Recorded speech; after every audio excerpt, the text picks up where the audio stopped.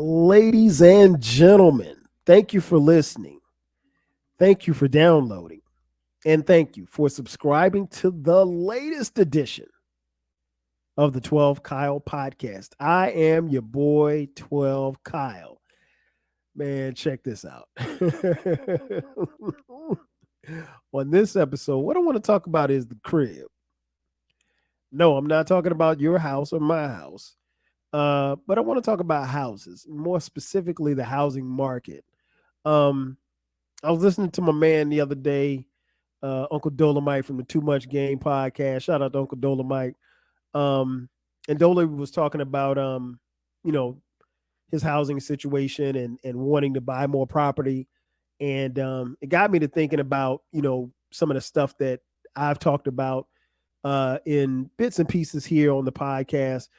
I've talked to a few of you offline, including Dolomite, about the housing market.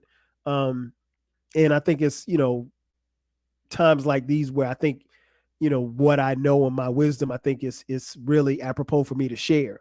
As many of you know, or maybe you don't know, for the last damn 21, 22 years, I've worked in the mortgage industry as a mortgage underwriter. I now work for some place that I'm not going to name, but uh, I am somewhat of an expert, if you will. Um, and so what I wanted to get on here and talk about is just not just the housing market, but like what all it entails and some of the obstacles that we have faced. And when I say we, I'm speaking more specifically to a demographic or demographics as far as minorities, blacks, Latinos, and the difficulties that we've had acquiring a home. Um, Now it goes without saying, but I'll let you guys know the home in purchasing a home, it is the biggest asset that you will ever have. Unless you like King Germ from Pod and Saved Our Marriage and you got like four Bugattis, I mean, if you got four Bugattis, then that's probably the biggest asset that he has. Um, but nah, it's like a home is the biggest asset that you will ever have. It is also the biggest debt that most of us will ever have. Um, and so you have to, kind of keep that in mind. A home also is one of the quickest, for most of us, one of the quickest ways of ascertaining generational wealth. And the reason why I say that is because even in the house that I currently sit in right now, I purchased this house, right? Purchased this house in 2001. So when this house is finally paid off, um, it is not only an asset to me, but it has a certain amount of value. It's not $1 million home, but it has value. And if for some reason the heirs to this home, the heirs to my assets, once me and my wife leave this place, if and that would be our children, our four children, um, if they wanted to, they could take the money from this house and invest it. They could build into more homes. They could take it and flip it and do whatever they wanted to with it because it will be willed to the four of them. Um, and any other properties that we ascertain will be willed to our children. And that's one of the quickest ways of gaining generational wealth. However, in this country, it's been very difficult for Black people, in particular, to make these type of transactions because the wealth, as far as having a home and the equity or the value of the home being passed down generation to generation. In a lot of cases, it hasn't happened, and it hasn't happened for a lot of reasons. Um, just to give you a brief history lesson, uh, in the early 1900s, many people, many men, if you will, white men in particular, went off to war. They went to the Korean War, they went to World War One, World War Two, so forth and so on. And the United States government basically said, well, hey, you can go and we'll have this GI Bill, and basically when you come home, um, because you served your country, we will allow you through this program to purchase a home for you and your family. And it was a great thing. It was a tremendous thing, a tremendous opportunity for those who survived the wars, to come home and have, a place to lay their heads, a place where they could, if they left wives or girlfriends in the United States when they came back from overseas from fighting in the war, they could, you know, through this bill, get a home in the suburbs and start a family. And that was one of the many ways that they were able to build generational wealth. Because now, if you have this property and then maybe you take some more money, you buy this property, and then you buy a property over here, now you've got multiple properties. Should you choose to rent them out, you can gain generational wealth as well. And the properties were passed down from generation to generation. But that didn't necessarily happen for black folk, because if you're talking about the early 1900s, when black soldiers went off to fight in the war, when we came back home, for those of us who were able to make it back home safe and sound, we were dealt with racism, segregism. Not tongue. I'm getting tongue tied. Racism and segregation. That's what I'm trying to say. So yeah, we had to deal with all of that. So there were no bills that said, okay, hey, you can get a house over here.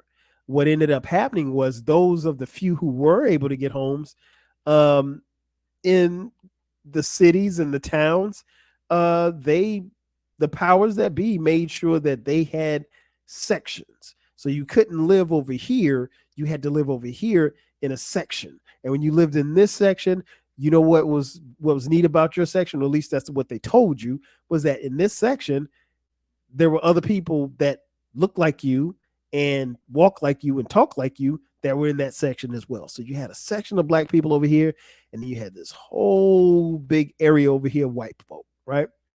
And so that's how it became. And this happened all across the country. It was really prevalent in the segregated South, where my mother grew up. My dad grew up in New Jersey. But so yeah, that was our history. And so subsequently, it evolved into what it is now.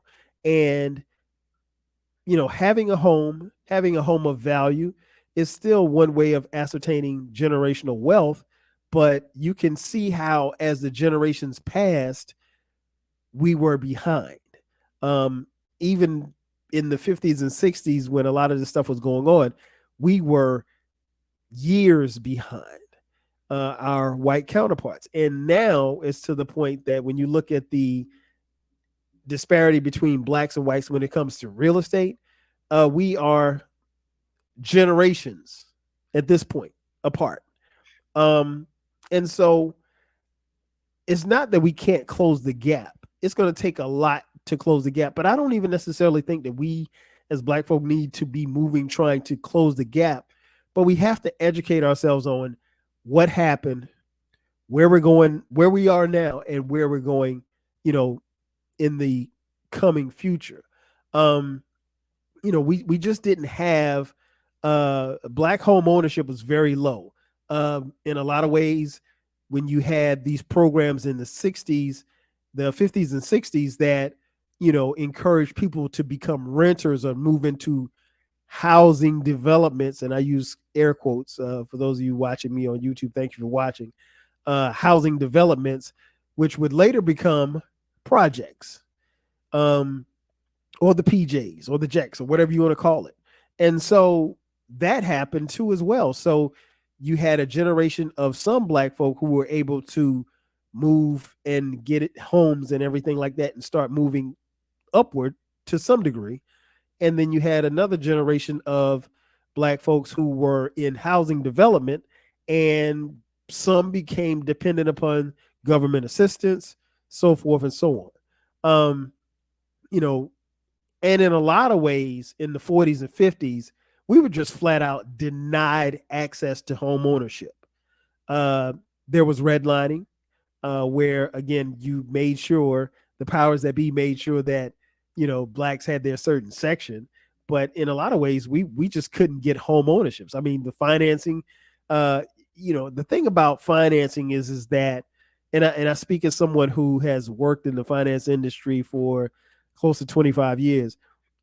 If you don't know the game, it's impossible for you to win.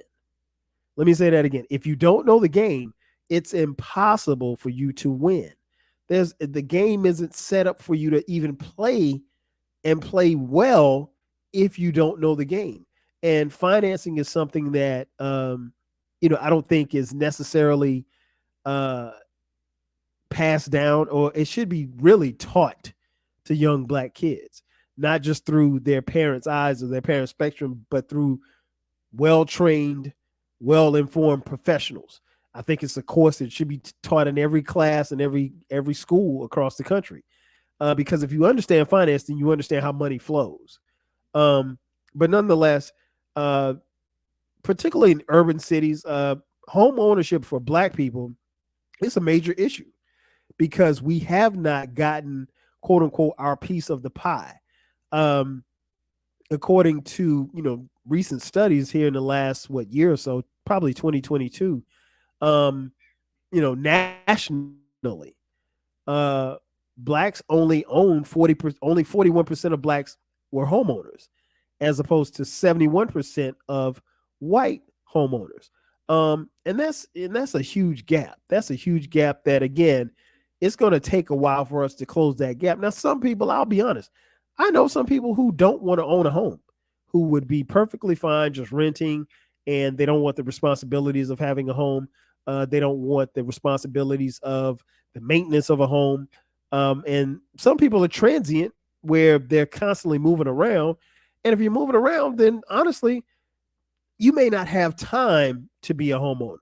But for the most part, home ownership should be available for any and every person who so desires it. Now, obviously, you have to qualify as far as credit and all that stuff like that. And I'll touch on that in just a second. But, the ability to acquire a home, honestly, shouldn't be this difficult. And it has been made extremely difficult, way more difficult than it should ever be. And I'll share with you guys a brief story. And I don't think he'll mind me sharing it, but my homie, my brother Baylor, BTG for president. You checked out his podcast. He's been on here before as well. BTG for president, as well as Open Run with BTG. Uh, Baylor recently bought a crib. He was in a house, and he and his wife recently bought another house, and they were selling the house that they were in and moving into this new house. And he reached out to me. I think he had a question about something, and I told him, I was like, "Look, man, I don't care what time it is. There's a 3-hour difference between where he is in LA and me, being in Atlanta." And I'm like, "Look, if you got to call me at 4 o'clock in the morning, call me." I was like, "If you got a question, anything that you need me to look over something, because all of this stuff and this stuff, the paperwork and stuff like that is very overwhelming to some people because there's a lot of legal mumbo jumbo. But just the whole process." And again, I'll let Baylor explain, if he so chooses to share with you guys what he went through. But I just know some of the level of stress that he had, it wasn't really necessary. And I mean, like, they literally had them jumping through hoops when it's like the way the system works. The system's supposed to work and it's supposed to go in a circle, and you can't make everything be moving in the circle very slow, and then as the circle is about to come full circle, to speed everything up. And that's what they were trying to do. And I was just like, nah, that's bullshit. Like, you can't do this to people. And I see this happen. If I had $1 for every time I've seen it happen, I'd be independently wealthy, like Baylor. But yeah, but I mean, like, all jokes aside, it was a tough experience. It was an experience, I think, that both he and his wife shouldn't have had to go through. And what I was doing was just trying to be there for my little bro and explain to him what was happening and to kind of talk him down off a ledge or whatever like that. And I think I did a pretty good job. But I mean, he's a smart cat, so I mean, he didn't need my help in that aspect. But I was glad that he reached out to me. I was glad to talk to Dolomite about, the possibility of buying, you know, some of the real estate he's talking about doing as well and what he might need. And I told him, like, look, man, same thing I told Baylor. I'm like, look, if you have a question, if it's something you want to bounce off me, holler at me, get at me. It doesn't matter what time. I'll get back with you. We have each other's phone numbers, so we chop it up every day. But I just want, and it's something I want to put out there to you all as well. If you don't feel comfortable putting it on the public timeline as far as social media, Twitter, Facebook, or whatever, shoot me a DM. Shoot me a DM. If you have my number, text me, call me. It doesn't matter. I'll respond. If you don't have any of that, send me an email.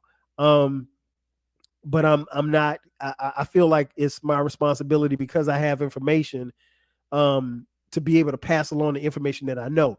The information that I have works for me in my career, and it's worked for me in my career some 25 years. However, it's not important to me in my career if I can't share information with people who need the information. Um, if I can't share the information, then it's useless. But if I can help someone out, that's what I'm here to do. And so, like, getting back to the topic, I mean, like, discrimination has been a huge part of, the home buying process for Black folks. And we have to do what we can to overcome that as well as fight that whenever we see it. I'm sure you've seen stories. It seems to be like there's a story every year of someone who, a Black couple who puts their house on the, has someone come appraise their house, and they take down all of their pictures and all of the stuff like that. And the appraiser comes in and thinks somebody white lives there, and they appraise it for a certain amount. And then when they think somebody's Black living there, they appraise it for a lesser amount. We've seen that happen countless of times. You can Google the instances in which it's happened. That should never, ever, ever happen, because the value of your home is the value of your home. It doesn't matter what color you are. It doesn't matter what color the neighborhood is. The value is the value. And there are ways that you can find out what the value is, your true value is, or at least get an idea as to what the value is before, someone comes out and appraises your home. But it's been a lot of things over the years that have set us back. The lack of information, the real estate collapse in 2007, 2008. That was key because up until that time, there was a thing called subprime mortgages. And subprime mortgages was a situation where, people were getting there were high risk loans for the lenders, and they were at extremely high interest rates. And what I mean by high risk is there were mortgages being given out to people who barely had a pulse. I mean, I knew I had a friend who was a loan officer. I mean, like, he literally closed the loan on a guy on a second mortgage on his house, and this guy literally was in the hospital, overcoming an illness. I don't want to say he was on his deathbed, but he was overcoming an illness. He should not have been signing papers in the hospital. I don't necessarily know how coherent he was signing papers in the hospital, but my friend was there to sign them. And so, like, when you have stuff like that in subprime mortgages, these high ass interest rates, it mostly affected us as Black people, as minorities, Latinos as well. And a lot of times I think, loans were given to people who really honestly weren't qualified. Let's just be honest. And that goes through black, white, green, yellow, whatever the color is. I remember working for a subprime lender. And here's the thing, like, if you work long enough, you've worked for a subprime lender. Now, what you'll hear nowadays is people say, you'll hear a company say, oh, well, we weren't in the subprime business. We didn't get any of those bad loans. Bullshit. Everybody and their mama was in subprime. And the reason being was that the turnover rate was so crazy. You could close a loan, like I said, literally with, I mean, like, there used to be this such thing called Nina loans, all right? Nina, Nina. no income, and that's stood for no income, no assets. So imagine being able to purchase a home. Basically, King Germ from the Pod and Saved Our Marriage podcast comes in. He says, okay, well, hey, I'm King Germ. I work at Home Depot. I am a manager. I make $15,000 a month. And the lender looks at his paperwork, they look at his credit, and they say, well, he pays his bills. He's got some credit. 15,000 in, Florida. Give him a loan. And he has not shown any income or any assets or nothing. It was based on whatever his job, whatever he said he worked, whatever his job title was, and how many, how his credit looked. And so if his credit was fine and the job title was fine and it matched or quote unquote matched what you think somebody would make in that particular field or what have you, then they did those loans, and those were extremely popular subprime loans. And then the economy tanked and the mortgage industry tanked, and loans like this, they ended up giving to people who couldn't afford the loan, and everything went belly up. 2007, 2008, huge crash in the mortgage industry, and subsequently the economy. The mortgage industry, we were already in the recession, and the mortgage industry crashing just really made it worse. Fortunately enough for me, I got out of the mortgage industry at that particular time. I was out for like a year and a half, maybe 2 years, because it was, it literally was the Wild Wild West. Like I could tell you guys and it was, I'll be honest, I never did anything illegal. Let me just put that out there. Never did anything illegal, never made anybody sign anything that they weren't fully aware that they were signing. But they did give people loans, home loans at 10, 11, 12, 15%. That's, how crazy that sounds for you to get a $10,000 second mortgage on a signature loan and your interest rate's like 25%. That's like highway robbery. But it was being done, and nobody cared because everybody was making money hand over fist. But unfortunately, like I said, for Black people, we caught the short end of that stick. Trust me when I tell you. And so, there are a lot of legal barriers that we faced, and there's a lot of things that we had to go through to try to close the wealth gap, to try to close the home ownership gap. And I don't necessarily know that we as Black people are trying to do any of those things, but it's the gap is so wide that it's crazy when you think about it.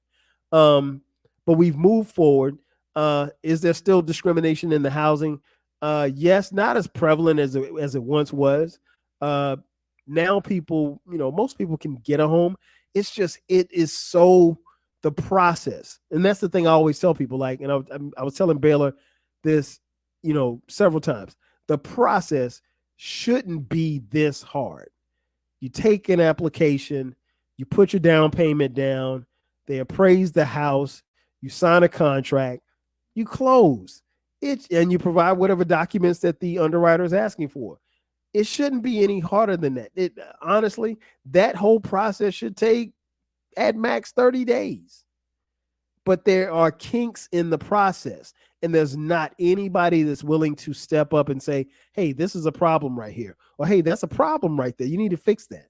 Nobody's going to do that because there's too much money. There's way too much money in that industry for anybody to do anything. I've often said, like, there were times in my career, I'll be honest, there were times in my career where I was like, man, I'm out of this shit. I'm done with the mortgage industry. I'm not doing this no more. I'm tired, because it was like to the point where you just work so much, and the work was cool because the money was coming in, but at the same time, like, what good is the money if you're too tired to go spend it? If you're working 50, 60-hour weeks, what good is the money? And I never worked that much, but I worked at some points in different companies, and I worked for all the big companies, the Bank of America, Wells Fargo, Chase, you name it, I worked there. But even in doing that, you can easily, and I know a lot of people that did burn themselves out. But ultimately, I think we're in a position now where, we have to move forward. And as we move forward, we have to arm ourselves with as much information as we can. So that was one of the reasons why I wanted to do this podcast, was to make sure that I could give you as much information as possible.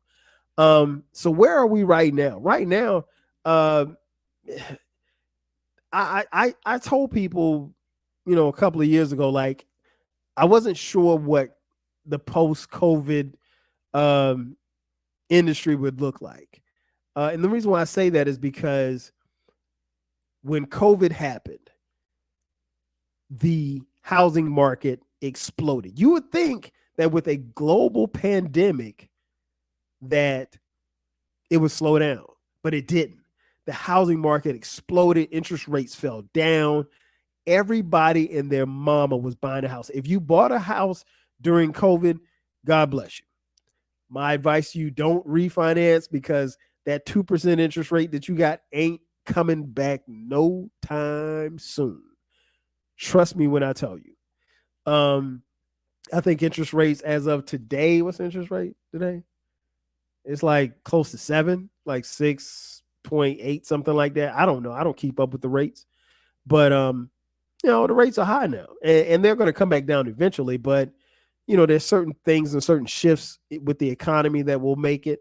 But the feds have raised the rate, and they're probably going to raise it again to quote unquote stave off inflation. But let me let you in on a little secret: inflation is here, and what they're not telling you is that we're already in a recession.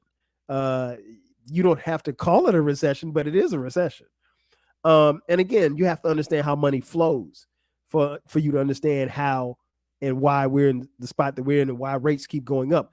The rates go up in essence to deter spending, but people are still spending money, and they're spending money at a extremely high clip. But here's the thing that happened, like I mentioned earlier, before COVID, during COVID, rates went down. The housing market exploded because there was a bunch of houses on the market, and there was more demand than there was for the supply. So I'll give you an example. If, let's say, my house is worth, I don't know, 400,000. So let's say if I try to sell my house during the height of COVID and during the height of the real estate boom, if you will, of the COVID pandemic, if I wanted to, if it was worth 400,000, okay, I'm gonna sell it for 400,000, right? And so I put it on the market for 400,000. King Germ comes, he sees my house. Hey, I want to put a contract on it for 400,000. Baylor comes over the next day. I mean, later on that day, I want to put a contract on it for 425. Uncle Dolomite comes over. He says, I want to put a contract on it for 450. You see what happened there? So now I'm looking at a contract of 450 for a house that's worth 400,000. They're paying 50,000 more, and that's money going into my pocket. And then Lunch Meat Mumford comes over and says, you know what? I'll pay $500K cash for that house. What you think I'm going to do? I'm going to take that $500K and I'm out, because not only that, I've profited $100K over what I was selling the house for. So I'm going to get even more money, because I don't owe 400. Let's say I owe 200 on it. That's even more money right there. So once the house is paid off, I'm good. Now it may take me a minute to find the house that I'm looking for, but hey, I got $500K. I got $500K in my pocket, or in the bank, if you will. And that happened a lot. That happened a lot during COVID. And I would tell anybody that was listening, this can't keep going. This can't keep going. I saw the money that was coming in, and I told one of my coworkers, even the money that we were making, this can't keep going. And then it got to a point where people in our industry, like myself, who are quote unquote experts, if you will, experienced underwriters, were getting offered lots of money. And I told my brother, who was also an underwriter, I said, this can't keep going. There's no way. I mean, there was no way the industry was going to survive that. Like you can't come in and offer me $16 an hour. Not that I was making $16 an hour. That's the first number that came to my head. But let's just say $16 an hour when you were giving me $5 before. So before I was making $5 an hour. Now you're going to give me 16, and you're going to give me a $20,000-$30,000 sign-on bonus, a $50,000 sign-on bonus. And I mean, these people were literally blowing me up every single day on LinkedIn, to the point where they got my phone number. They would call, email, hey, if you're looking for a new opportunity, I could get you this. I mean, like, I felt like I needed an agent at one point. Fortunately enough for me, I didn't leave where I was, but I almost did. And I told my wife, I told anybody that would listen, this can't keep going. Like, there's no way that the industry could survive this. And what we're seeing now is what it looks like on the other side of COVID. People thought that the wave was going to keep rising. Well, guess what? The wave at some point has to hit the shore. And when the wave hit the shore, the market kind of dried up a little bit. The demand, interest rates started creeping up. So you go from a 2%, a 2% interest rate to a 4% interest rate. You may scare some people off, but you go from a 2% interest rate, national 2% interest rate, to 6%. You're scaring a whole bunch of people off because now you can't afford it. And I'll just give you an idea of what the difference is. So if I bought a house during COVID at 2% and let's say my interest rate was 2%, and let's say my mortgage payment was $2,000, right? If I bought that same house now, same price, the only difference is the interest rate is 6.5%, roughly my payment could go from $2,000 to $4,500. You see the difference in that? I mean, like, some people will say, you know what, I don't care, I need a house, I'll bite the bullet, whatever, I'll refinance later. Most people aren't going to make that move. That's just not, I mean, that's hustling backwards, honestly. Even if you can afford it, I think that's hustling backwards. But that's just my opinion. I'm not hustling backwards financially ever again. So that's what the other side of COVID looks like. And that's where we are now. And honestly, the prices really haven't cooled off that much. You would think that, okay, well, eventually they're going to come down. No, there's still a demand. Now, I will say this much. There's a demand on the purchases of homes. For people like me, if I were looking to sell my house, I could sell my house, but I'm not going to, there's no way I could get for my house what I could have gotten 2 years ago. There's no way, because 2 years ago, I might have 20 people putting in contract bids for my house. Now I'd be lucky to get 2. And it's not that I live in a bad area, and I think I live in a nice area, but that's just where the market is right now. And that's not to say that the market won't be back where it was. I don't think it'll ever be where it was. But again, this is information that I think is necessary for people to understand. And again, the last thing I would do is try to discourage anyone from purchasing a home. I think homeownership is dope. I love getting out in the yard and cutting my grass and standing, on my deck, with my grill and everything. I love doing it. I do that all the time. And that's one of the joys of me being a homeowner. I also have to, fix toilets when they get broken. I have to, take care of stuff when it gets broken because I'm the homeowner, I can't call Mr. Bookman. So, but yeah, I think the biggest thing is you just have to kind of arm yourself with as much information as you can. Right now, the biggest demographic that is having an uphill battle as far as homeowners is millennials. Now, I don't know how old millennials are. I know the term. I don't know if it's Generation Z, Generation X, Y, whoever. But it's difficult for them because a lot of them grew up as renters. A lot of them grew up in homes and they want their own homes. And what they're finding out is that you got to make money. If you buy a $400,000 house, and in 2023, and you got to put 20% down, well, that's 80,000 right there. And putting down 80,000 is kind of tough when you're only making 50. You see what I'm saying? So like that makes it that much tougher. And then you still got that other 320,000 that you gotta pay back over a 30-year period. And you have to ask yourself, if you're 25 years old, are you going to be in this house for the rest of your life? Most of us won't. I'm probably one of the few people who've bought one house and still been in the same house that I'm in. Most of my friends have bought either or sold their houses or what have you, but a couple.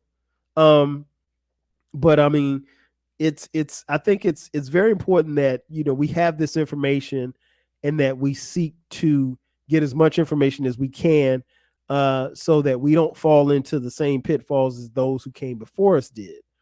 Um, in all, I think the housing market is going to be there, and I think it's important that those who study the market. You don't have to be a financial wizard, but you have to study the market. You have to take a look at where it is you want to be. And I always tell people this, particularly when you're buying a house, if you want to be there 10, 15 years, what you have to look at is this house that you're purchasing. Is there a school nearby? Are there parks nearby? Are there grocery stores? Or do you live in a food desert? What I mean by that is it just liquor stores and McDonald's and, chicken wing places and that type of stuff just surrounding it? Or do you have to go out and about to find, these things, these amenities, if you will? If you're moving into um, a HOA, is it swim tennis? Is it a golf course? What else is being built around in the area? Like not too far from where I live, maybe about 2 miles away, there's this apartment complex being built for senior citizens. Now that's cool because senior citizens, they ain't gonna be in the projects hanging out, but it's just like it's built right across the street from a grocery store. And it's really an inconspicuous place to have a senior living place, but that stuff affects value. Um, so you have to be mindful of all that. You almost have to be somewhat of a wizard to kind of get ahead of some of the things that you may see coming into the area where you live. But it's really about information. And I think as long as you arm yourself with the information, you're one step ahead of the game. But if you don't get the information, then you're always going to be behind. And at this point, none of us, whether or not you're investing in real estate or not, can afford to be behind. Ladies and gentlemen, that's going to do it for me. Thank you for checking out this edition of the 12 Kyle podcast. Be sure to subscribe to the podcast. The podcast drops every Thursday at midnight. From time to time, we drop bonus episodes on Sundays. If you feel inclined, hit us up on Cash App, $TWELVEKYLE. Again, before I sign off, let me just say this one more time. If you have any questions, any concerns, anything that you want to bounce off of me, hit me up. I'm always available, always down to talk. You know where to find me. Again, that's going to do it for me. I am your boy 12 Kyle. I'll catch you guys next time. 5,000.